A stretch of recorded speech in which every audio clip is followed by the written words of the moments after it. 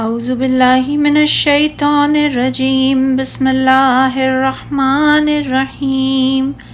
ان اللہ لا یخفی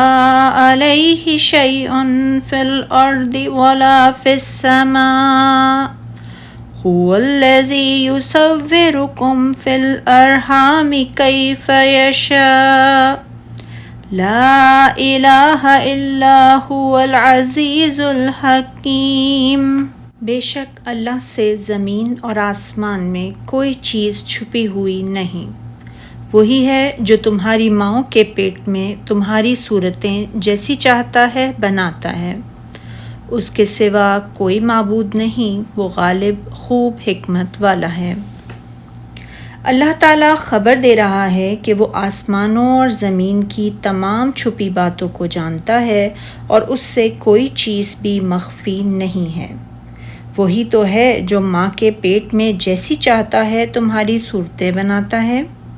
یعنی وہ جس طرح چاہتا ہے تمہیں تمہاری ماؤں کے پیٹوں میں لڑکا اور لڑکی حسین و کبھی اور بدبخت و سعادت مند پیدا فرماتا ہے۔ اس غالب حکمت والے کے سوا کوئی عبادت کے لائق نہیں، یعنی اسی نے پیدا فرمایا ہے تو وہی مستحق الوہیت اور عبادت ہے۔ وہ واحد ہے، اس کا کوئی شریک نہیں، وہ ایسی عزت کا مالک ہے جس کا قصد نہیں کیا جا سکتا، اسی کی حکمت اور احکام ہیں۔ اس آیت کریمہ میں تعریض نہیں بلکہ تصریح ہے کہ عیسیٰ ابن مریم علیہ السلام بھی اللہ کے بندے اور مخلوق ہیں، انہیں بھی اللہ تعالیٰ نے اسی لیے پیدا فرمایا جس طرح دیگر تمام انسانوں کو، کیونکہ ان کی صورت بھی اللہ تعالیٰ نے ان کے ماں کے رحم میں بنائی اور انہیں بھی جس طرح چاہا پیدا فرمایا، لہٰذا وہ الہ کس طرح ہو سکتے ہیں؟ جیسا کہ عیسائیوں کا گمان ہے، ان پر اللہ تعالیٰ کی لعنتیں ہوں۔ حضرت عیسیٰ علیہ السلام نے بھی شکم مادر میں پرورش پائی اور دیگر انسانوں کی طرح وہ بھی ایک حالت سے دوسری حالت میں منتقل ہوتے رہے، جیسا کہ اللہ تعالیٰ نے فرمایا سورہ زمر میں،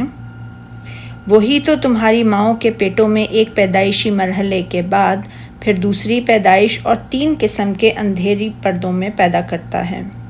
سبحانک اللہم و بحمدک اشہد ان لا الہ الا انت استغفرک و اتوب الیک۔